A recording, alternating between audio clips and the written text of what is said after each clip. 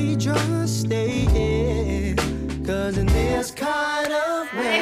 Kita habis bikin video Mana ya? Mitsus. Saya. Gimana? Come right Dulu. Gue gantengnya. Nah, make yourself come gimana Dinda? Ribet bajing. on me. Yang semangat dong, yang semangat dong. It's over.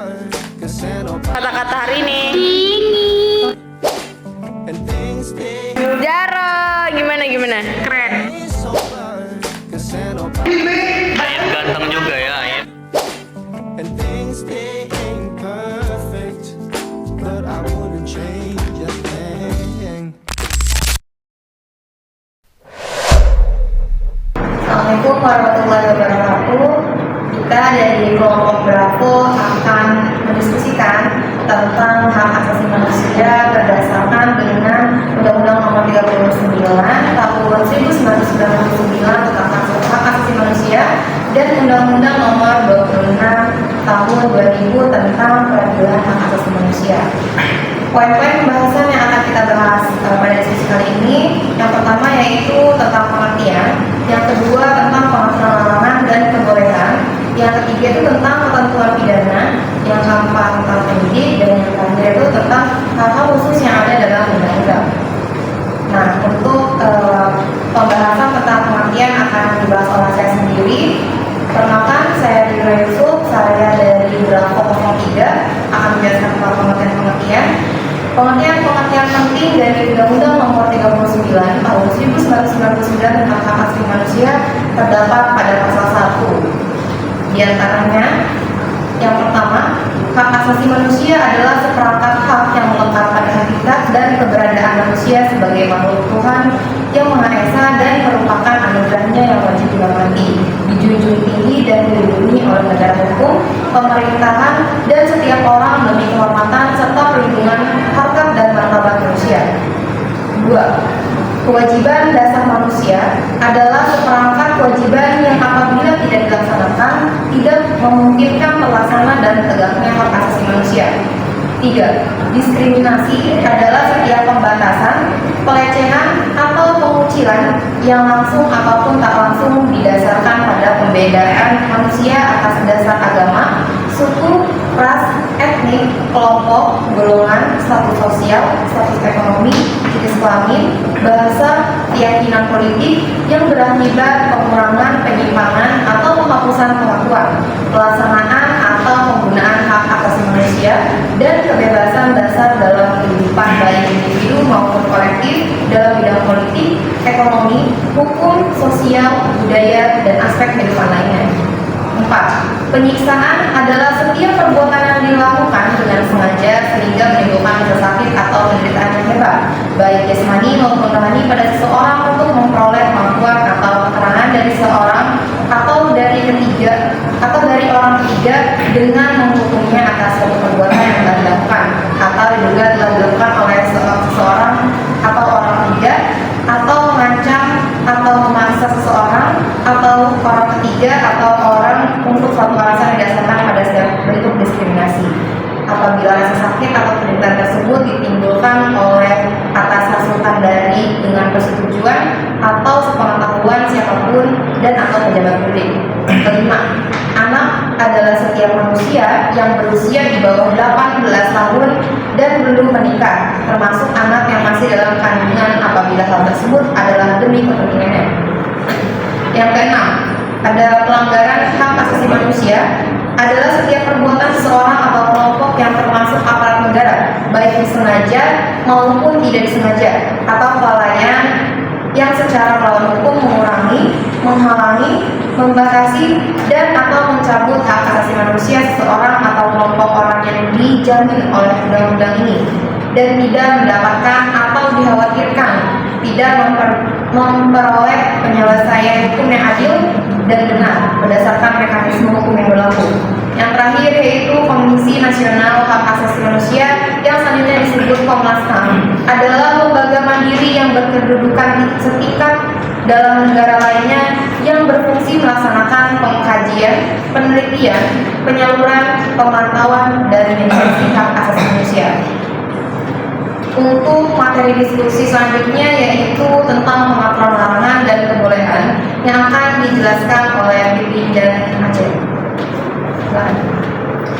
Baik, perkenalkan nama saya Rin Supini dari Bravo 4. Di sini saya akan sedikit menjelaskan tentang pengaturan larangan.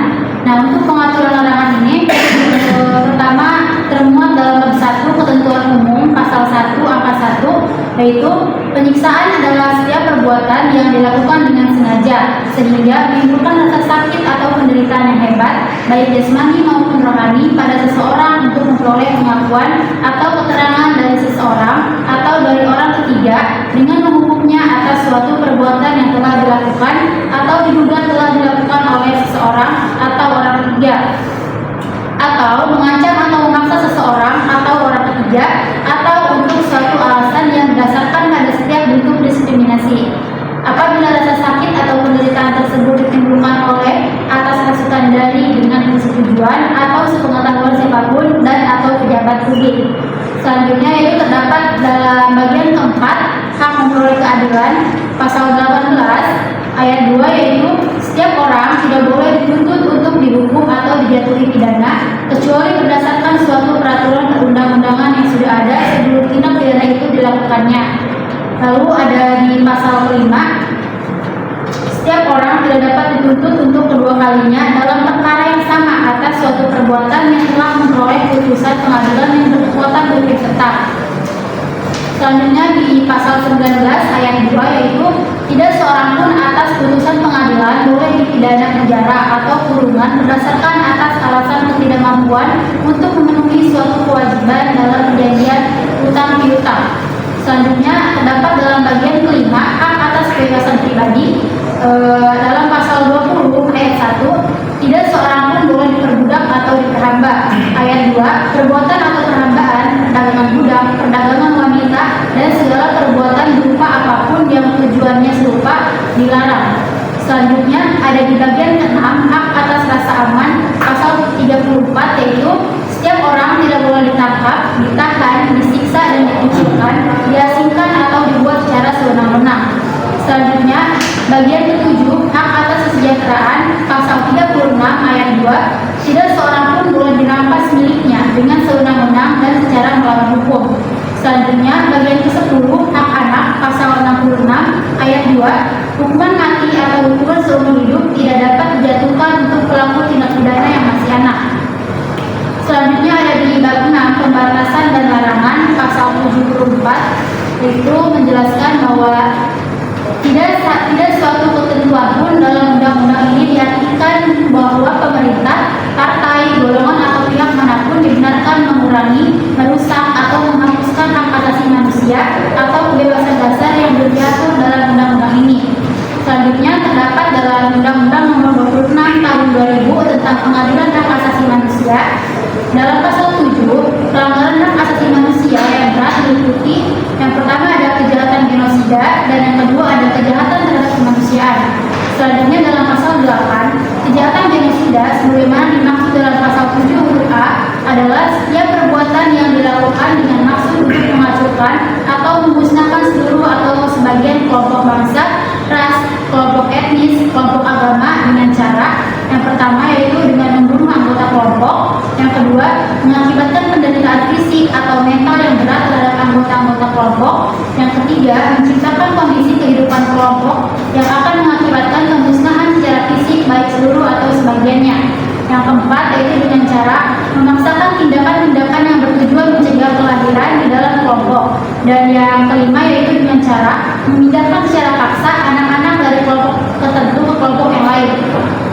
Selanjutnya terdapat dalam pasal 9 yaitu kejahatan terhadap kemanusiaan sebagaimana dimaksud dalam pasal 7 huruf B adalah salah satu perbuatan yang dilakukan sebagai bagian dari serangan yang luas atau sistematik yang diketahuinya bahwa serangan tersebut ditujukan secara langsung terhadap penduduk sipil berupa yang pertama ada pembunuhan, yang kedua pemusnahan, yang ketiga perbudakan, yang keempat pengusiran atau pemindahan penduduk secara paksa, yang kelima perampasan kemerdekaan atau perampasan kebebasan fisik lain secara sewenang-wenang yang melanggar asas-asas ketentuan pokok hukum internasional, yang keenam penyiksaan, yang ketujuh pemerkosaan, perbudakan seksual, pelacuran secara paksa, pemaksaan kehamilan, pemandulan atau sterilisasi secara paksa atau bentuk-bentuk kekerasan seksual lain yang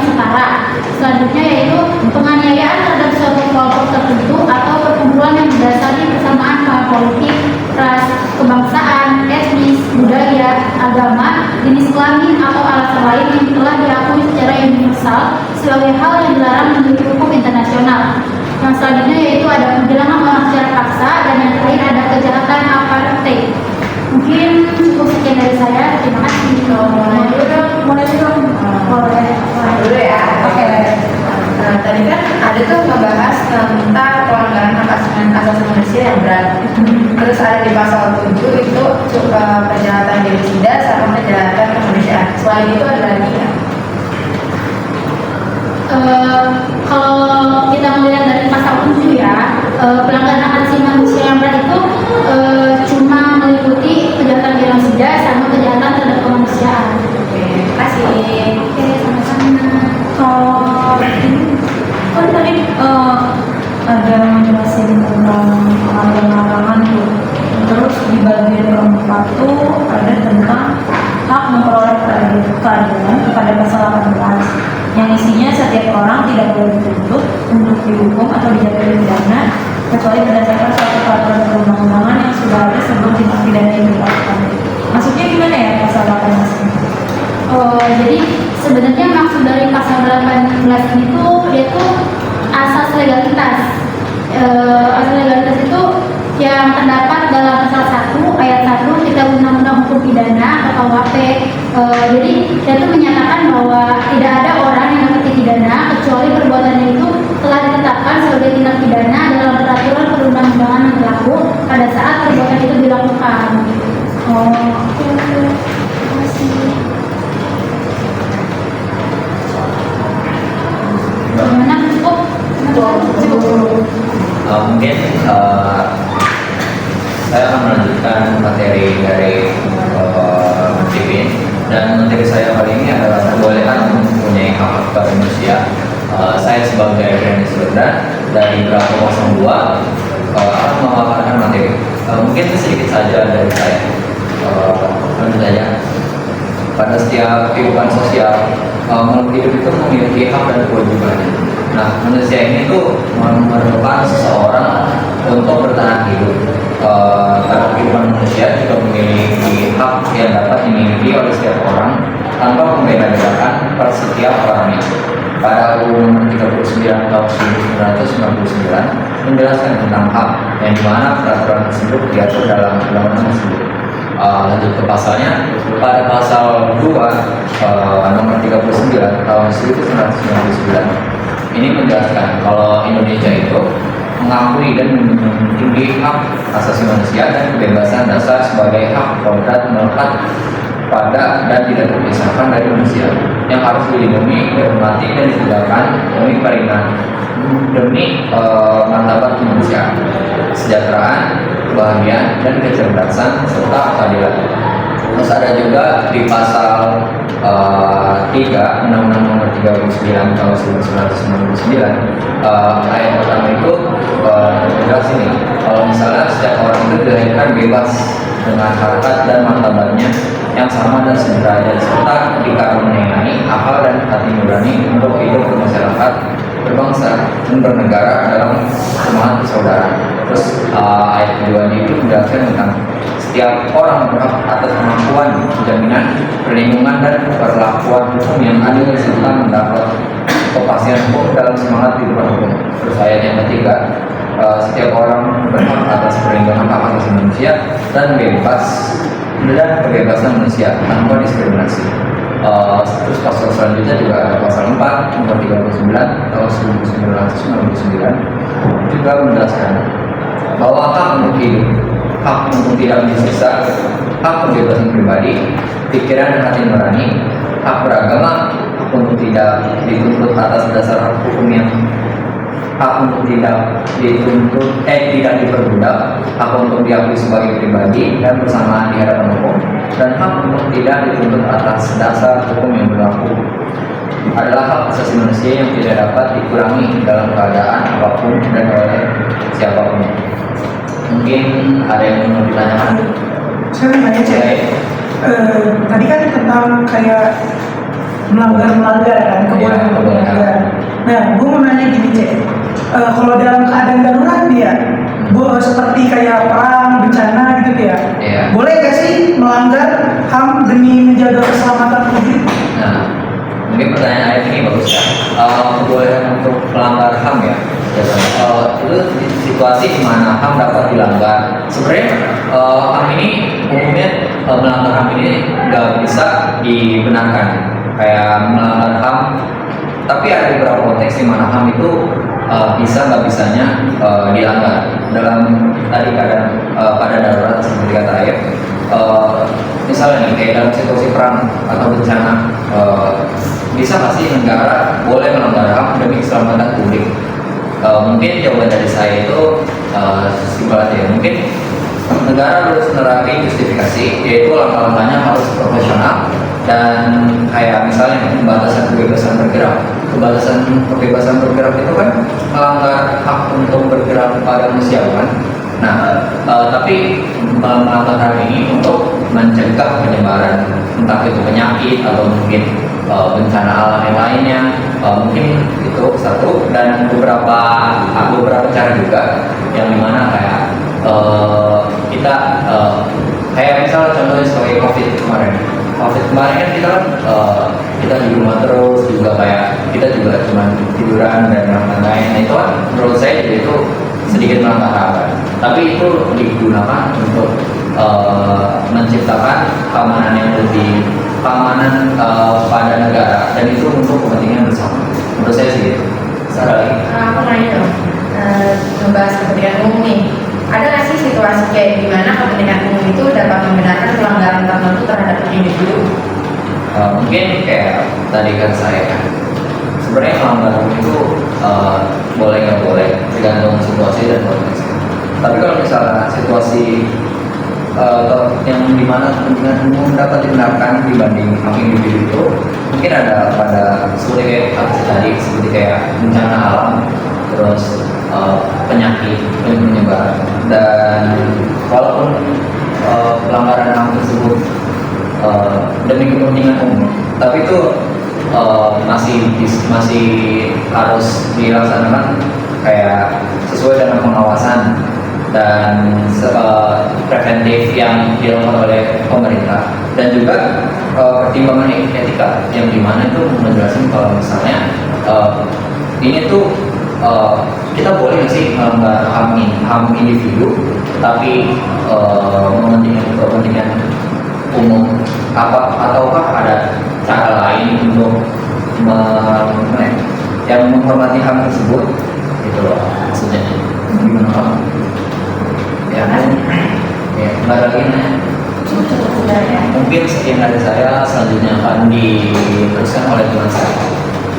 Untuk materi diskusi yang ketiga, yaitu tentang peraturan pidana, akan disampaikan oleh Bapak. Baik, perkenalkan saya Nurul Saudara dari Bravo 06. Di sini saya akan menjelaskan tentang ketentuan pidana apa saja yang ada di hukum hak asasi manusia. Jadi pada prinsipnya ya, hak asasi manusia atau HAM itu hak dasar yang melekat pada setiap diri individu sejak dia lahir ataupun dalam kandungan tanpa adanya diskriminasi. Pelanggaran HAM itu kejahatan manusia yang tidak bisa ditoleransi, karena dalam konteks hukum pidana berbagai ketentuan telah disusun untuk memberikan perlindungan hukum bagi korban pelanggaran HAM dan menjatuhkan sanksi pidananya kepada pelakunya. Ketentuan pidana yang mengatur tentang pelanggaran HAM di Indonesia dengan fokus-fokus pada pelanggaran HAM yang berat terjadi di masa lalu kebanyakan. Nah, macam-macam pelanggaran HAM dengan ketentuan pidananya ada dua, tapi ada tambahan juga tentang kejahatan yang besar, yaitu tentang genosida. Jadi di sini saya mau jelasin tentang pelanggaran HAM ringan dulu. Pelanggaran HAM ringan itu hukumannya bagi pelanggar HAM ringan ini adalah pidananya sementara dengan durasi minimal 1 tahun sesuai dengan pelanggaran yang dia lakukan, dan ada maksimalnya. Walaupun emang dia pelanggaran HAM ringan, tapi kalau emang ini tuh berat juga mau ke berat, itu maksimalnya 20 tahun. Nah, selama menjalani hukuman ini, terpidana harus dipenjara dan melakukan pekerjaan di dalam ataupun luar penjara. Nah, pelanggaran HAM ringan itu salah satu tindak pidana yang dapat dibedakan dari pelanggaran HAM berat. Contohnya kelalaian dalam penanganan kesehatan. Mungkin ini masuknya ke bagian tenaga kesehatan ya. Terus yang kedua tuh pencemaran lingkungan secara sengaja, perundungan di sekolah, tidak memberikan penyandang disabilitas, terus mengucapkan kata-kata kasar kepada sesama teman, mencegah seseorang dalam menjalankan ibadah, dan lainnya. Selanjutnya pelanggaran HAM berat. Hukuman pidana untuk pelanggaran HAM berat itu di Indonesia sendiri mengatur minimalnya tuh 5 tahun sesuai dengan KUHP yang baru disahkan oleh DPR. Sebelumnya hukuman pidana untuk melanggar HAM berat ini diatur dalam UU Nomor 26 Tahun 2000 tentang Pengadilan HAM dengan minimal 10 tahun. Tetapi di KUHP baru yang sudah disahkan oleh DPR, pelanggaran HAM berat itu minimalnya 5 tahun. Selain hukuman pidana, pelanggaran HAM berat juga memiliki beberapa hal yang perlu diketahui. Ada 2, yaitu pengadilan hak asasi manusia dibentuk untuk mengadili kasus pelanggaran HAM berat. Jadi sebelum ada pelanggaran HAM berat ini, sebenarnya belum ada pengadilan khusus hak asasi manusia. Jadi setelah ada perbuatan pelanggaran HAM berat dan ada peraturannya, jadi dibuatlah pengadilan tentang hak asasi manusia. Terus kasus pelanggaran HAM berat ini tidak memiliki kadaluarsa dalam buku pengadilan. Nah, contoh-contoh pelanggaran HAM berat di Indonesia itu pada tahun 1965 sampai 1966, terus penembakan misterius yang terjadi di tahun 1982 sampai 1985, kejadian di Talang-Sari tahun 1989, terus kejadian di Trisakti, di Semanggi 1 dan 2, dan lainnya. Pelanggaran HAM berat dapat menyebabkan stigma sosial, kebijakan diskriminatif, dan kehidupan yang tertinggikan. Selanjutnya ada kejahatan yang paling berat, pelanggaran HAM yang paling berat, yaitu kejahatan genosida. Ini bisa hukuman pidananya tuh bisa dipenjara selama seumur hidup. Contohnya ada di pengadilan internasional untuk di bekas Yugoslavia, ICT, ya, menjatuhkan hukuman penjara seumur hidup kepada Radovan Karadzic, yaitu dia mantan pemimpin Serbia Bosnia. Dia diponis atau ditetapkan sebagai tersangka karena kejahatan genosidanya yang menyebabkan 8.000 muslim di Bosnia. Mungkin itu aja sih. Boleh? Kan tadi dijelasin ya tentang kejahatan genosida. Nah, selain kejahatan genosida yang pernah terjadi di Serbia, Bosnia itu ada lagi nggak sih? Nah, iya, sebenarnya banyak ya buat kejahatan genosida ini di Indonesia sendiri itu pernah terjadi tentang kejahatan genosida ini. Di pembantaian Westerling salah satunya, dia dilakuin oleh pasukan elit Belanda pada saat Belanda menjajah Indonesia. Nah, pembantaian ini tuh berlangsung selama 1 tahun dari 1946 sampai 1947. Itu sesudah Indonesia merdeka karena mereka masih belum bisa mengakui kalau misalnya Indonesia ini udah merdeka. Nah, pada saat Belanda nggak mengakui, jadi kalau nggak salah tuh orang Surabaya atau orang Sulawesi gitu, kayak di Sulawesi, dia tuh ngelakuin teror ke orang Belanda. Nah, di situ cuma teror ya orang Indonesia, tapi Belanda ini nggak terima, jadi dia melakukan pembantaian dengan mengakibatkan 40.000 orang meninggal dunia. Dan itu 40.000, dan itu salah satu di Indonesia, sebenarnya masih banyak. Mau nanya dong? Boleh. Misal nih, ada seorang penyandang disabilitas. Nah, dia tuh lagi kesusahan.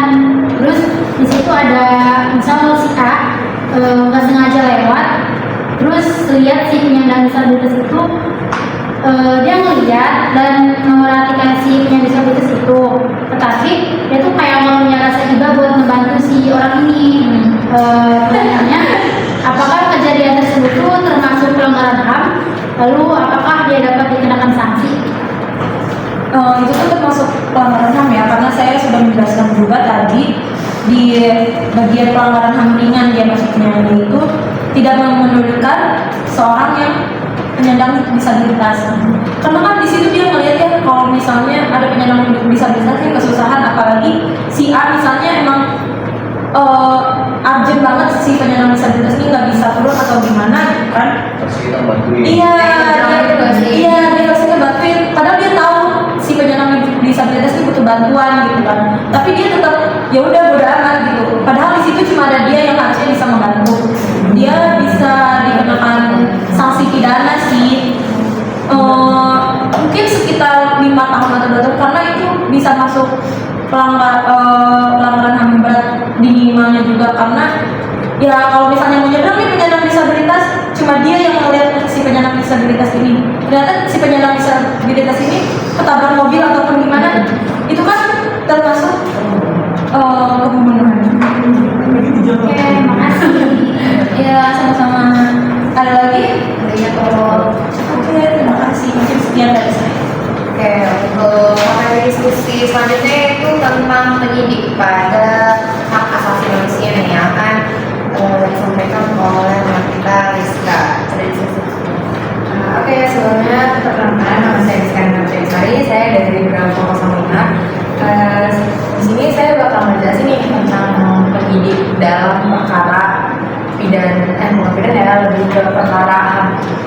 Jadi di bagian ada pada Undang-Undang Nomor 26 Tahun 2000 itu dasar hukum penyidik HAM bagian kedua tentang penyidikan pasal 21 ayat 1, penyidikan perkara pelanggaran hak asasi manusia yang berat dilakukan oleh Jaksa Agung. Ayat 2, penyidikan sebagaimana dimaksud dalam ayat 1 tidak termasuk kewenangan menerima laporan atau pengaduan. Ayat 3, dalam pelaksanaan tugas sebagaimana dimaksud dalam ayat 1, Jaksa Agung dapat mengangkat penyidik ad hoc yang terdiri atas unsur pemerintah atau masyarakat. Ayat 4, sebelum melakukan tugasnya, penyidik ad hoc mengucapkan sumpah atau janji menurut agamanya masing-masing. Ayat 5, untuk dapat diangkat menjadi penyidik ad hoc harus memenuhi syarat. Yang pertama, huruf A, warga negara Republik Indonesia. Huruf B, berumur sekurang-kurangnya 40 tahun dan paling tinggi 65 tahun. Huruf C, berpendidikan sarjana hukum atau sarjana lain yang mempunyai keahlian di bidang hukum. Huruf D, sehat jasmani dan rohani. Huruf E, berwibawa, jujur, adil dan berkelakuan tidak tercela. Huruf F, setia kepada Pancasila dan Undang-Undang Dasar 1945. Dan huruf G, memiliki pengetahuan dan kepedulian di bidang hak asasi manusia. Pada pasal 22 ayat 1, penyidikan sebagaimana dimaksud dalam pasal 21 ayat 1 dan 3 wajib diselesaikan paling lambat 90 hari terhitung sejak tanggal hasil penyelidikan diterima dan dinyatakan lengkap oleh penyidik. Ayat 2, jangka waktu sebagaimana dimaksud dalam ayat 1 dapat diperpanjang untuk waktu paling lama 90 hari oleh Ketua Pengadilan HAM sesuai dengan daerah hukumnya. Ayat 3, dalam hal jangka waktu sebagaimana dimaksud dalam ayat 2 habis dan penyidikan belum dapat diselesaikan, penyidikan dapat diperpanjang paling lama 60 hari oleh Ketua Pengadilan HAM sesuai dengan daerah hukumnya. Ayat 4, apabila dalam jangka waktu sebagaimana dimaksud dalam ayat 1 dan ayat 3 dan hasil penyidikan tidak diperoleh bukti yang cukup, maka wajib dikeluarkan surat perintah pemberhentian penyidikan oleh Jaksa Agung. Ayat 5, setelah surat perintah pemberhentian penyidikan dikeluarkan, penyidikan hanya dapat dibuka kembali dan dilanjutkan apabila terdapat alasan dan bukti lain yang melengkapi hasil penyidikan untuk dilakukannya penuntutan. Terakhir, ayat 6, dalam hal penghentian penyidikan sebagaimana dimaksud dalam ayat 4 tidak dapat diterima oleh korban atau keluarganya.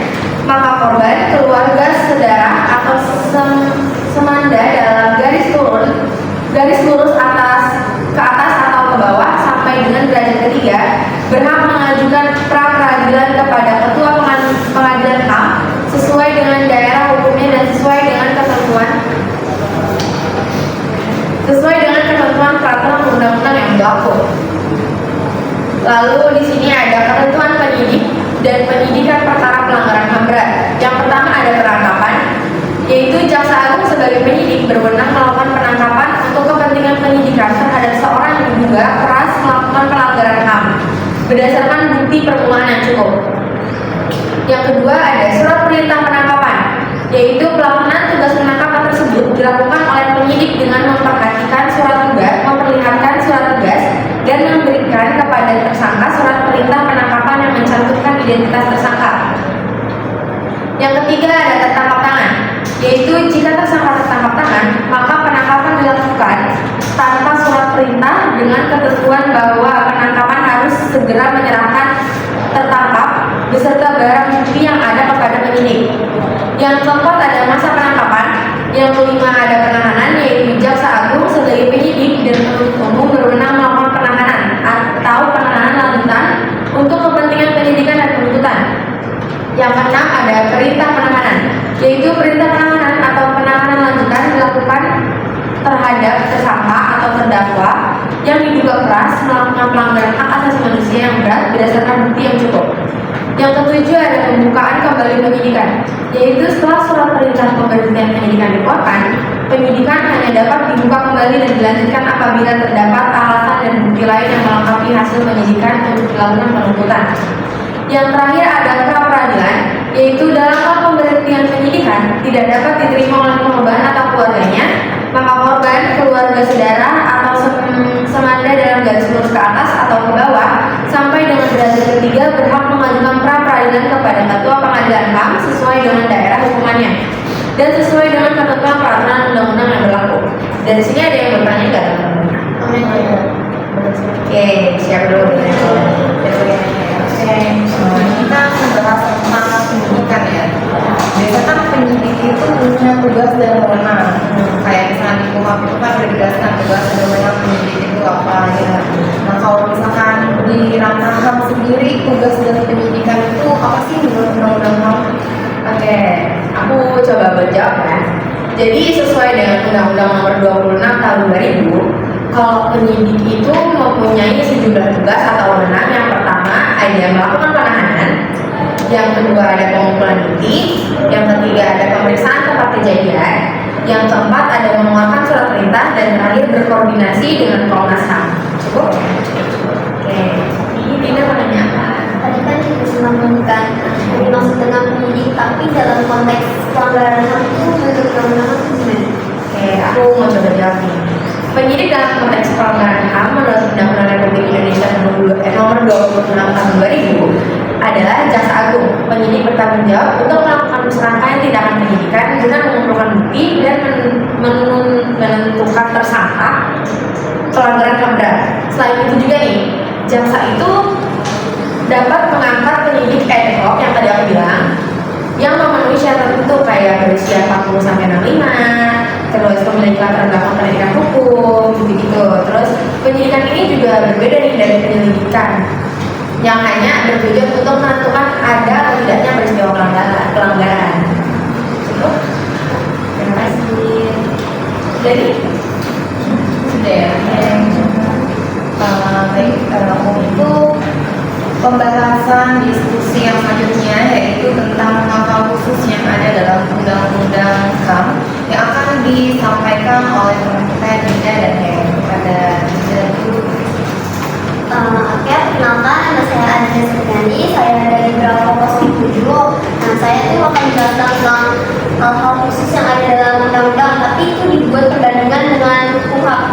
Nah, perbandingan hal-hal khusus yang terdapat dalam Undang-Undang Nomor 39 Tahun 1999 tentang hak asasi manusia atau Undang-Undang HAM dengan kitab Undang-Undang Hukum Acara Pidana atau KUHP. Nah, yang pertama itu ada hak untuk tidak ditangkap dan ditahan secara sewenang-wenang yang ada dalam pasal 34 ayat 1 itu dalam Undang-Undang HAM. Nah, kalau dalam KUHP itu ada di pasal 17 yang dibuat perbandingannya itu.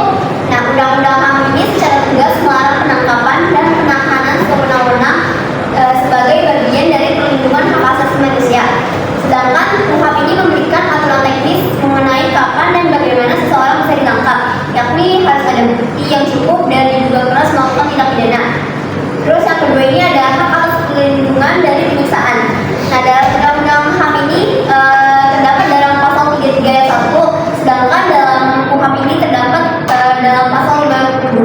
dibuat perbandingan itu undang-undang HAM ini melindungi setiap individu dari penyiksaan dalam kondisi apapun sebagai hak asasi.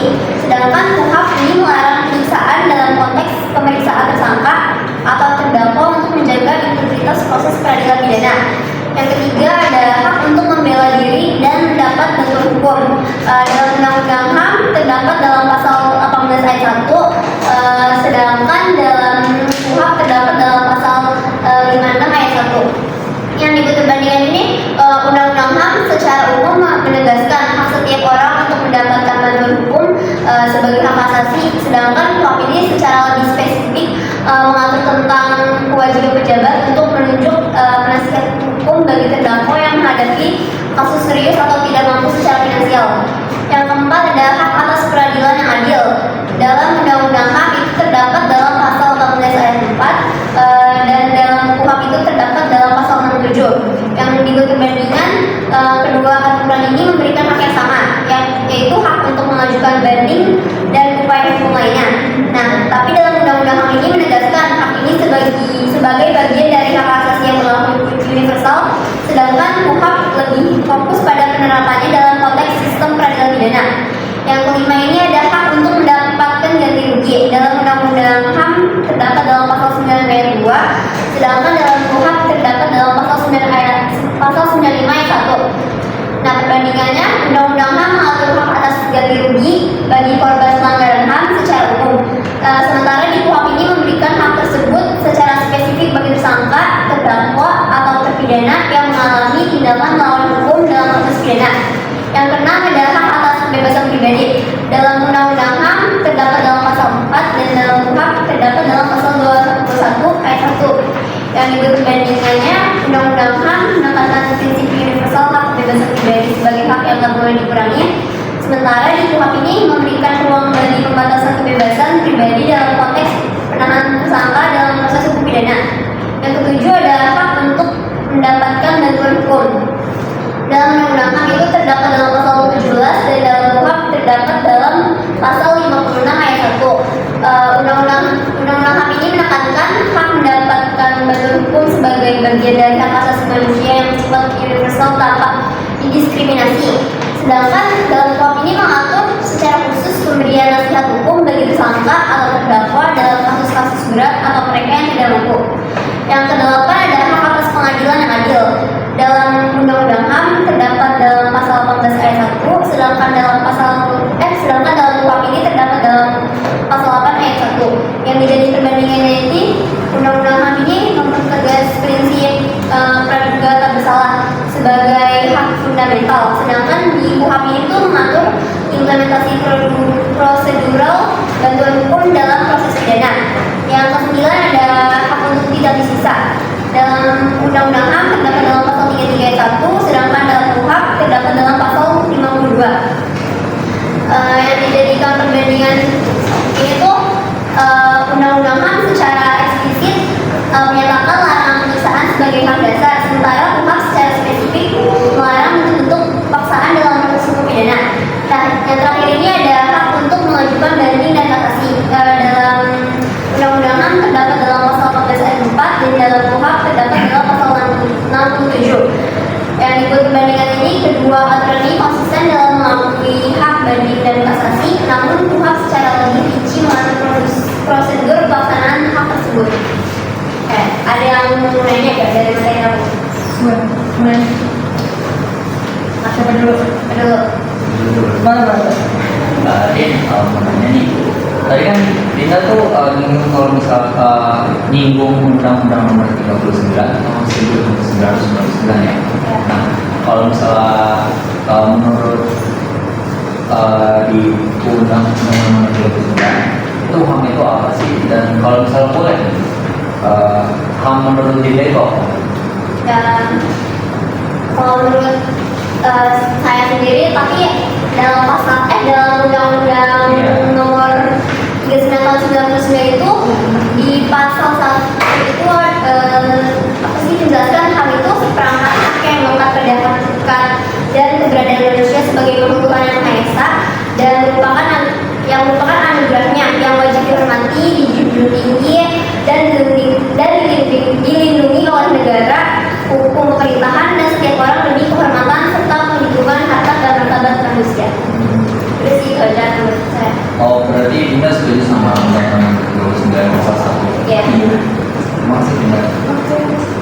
sambungannya juga. Boleh? Kan tadi Dinda menjelaskan tentang hal khusus juga. Tentang hal khusus. Apakah di undang-undang tersebut ada menjelaskan tentang kebebasan nggak sih di misalnya tentang beragama ya? Oh,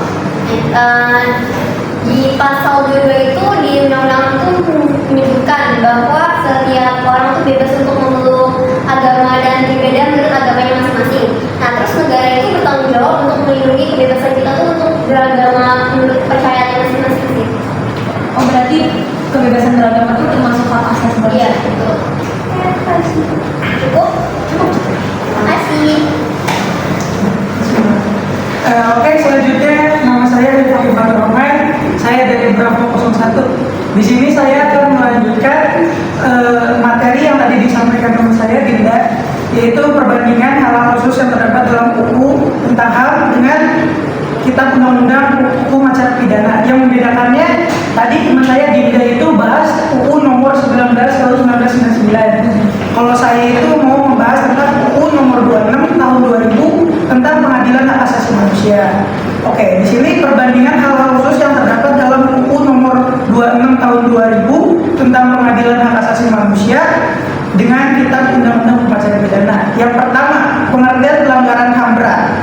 Di UU nomor 26 tahun 2000 tentang pengadilan HAM, pasal 7, pengadilan HAM berwenang mengadili pelanggaran HAM berat yang terdiri atas kejahatan genosida dan kejahatan terhadap kemanusiaan.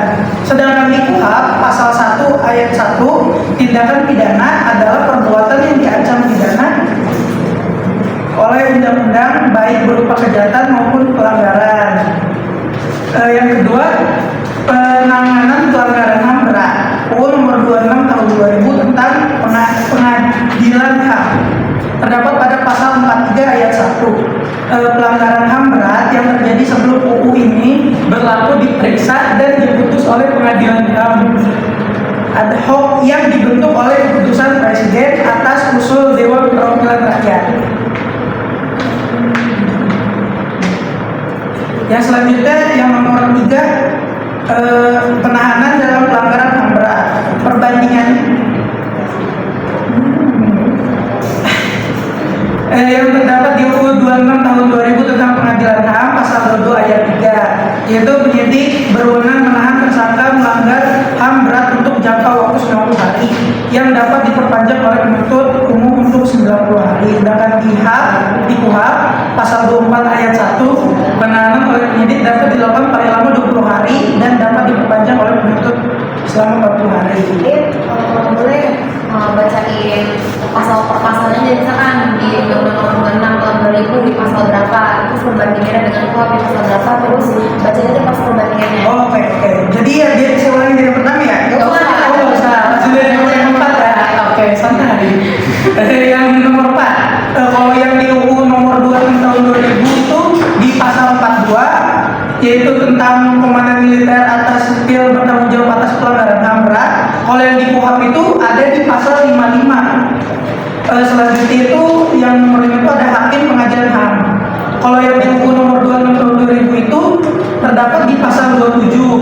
Sedangkan yang di KUHP itu tidak secara eksplisit mengatur tentang pengadilan yang melibatkan hakim ad hoc. Selanjutnya nomor 6 itu sanksi terhadap pelanggaran HAM berat. Iya, terdapat di UU nomor 26 tahun 2000 itu terdapat di pasal 36 ya. Kalau yang di KUHP itu di pasal 10 ya.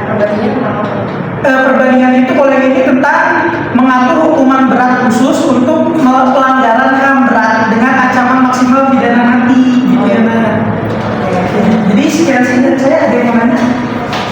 Silakan Jordan. Ya, mau nanya nih. Boleh. Kan tadi materi ayat itu sama Dinda lumayan sama ya. Iya. Cuman dasarnya itu kan beda ya.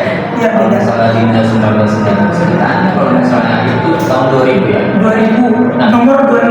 Nah, tujuan utama dari undang-undang tersebut itu tentang HAM itu tujuannya apa sih? Oh, tujuan tentang yang nomor 26 ini? Iya. Oke, saya izin jawab ya. Yes. Jadi tujuan utama dari UU nomor 26 tahun 2000 ini adalah untuk mengatur mekanisme pengadilan bagi pelanggaran atau HAM yang berat, serta untuk memastikan penegakan keadilan dan perlindungan terhadap hak asasi manusia di Indonesia. Berarti itu, berarti ini tentang pengadilannya ya? Tentang pengadilannya. Iya, tentang pengertian. Oh, iya. Jadi kayak sama gitu gak sih? Secara rinci gitu gak sih? Bener banget. Kayak kalau kan ada Terima kasih ya. Oh iya, sama-sama jawaban. mungkin sekian diskusi dari kelompok Bravo tentang hak asasi manusia yang dijelaskan dalam Undang-Undang Nomor 39 Tahun 1999 tentang hak asasi manusia dan Undang-Undang Nomor 26 Tahun 2000 tentang pengadaan hak asasi manusia. Kemudian, ada kesimpulan. Ya, mungkin mau sedikit nyampein tentang kesimpulan ya. Kesimpulannya di sini undang-undang yang kita bahas itu tentang undang-undang HAM. Karena ya di sini tuh diatur tentang pengadilannya, tentang apa saja kejahatannya yang tidak secara rinci diatur dalam UHAP dan yang lainnya. Mungkin itu saja sih. Ya, karena kita kan ini tentang khusus ya. Iya. Pidana khusus. Jadi kami masuk ke pidana khusus. Jadi ada undang-undang yang mengatur sendiri tentang Iya. pidana tersebut. Baik pengadilannya, pengertiannya. Iya. Iya.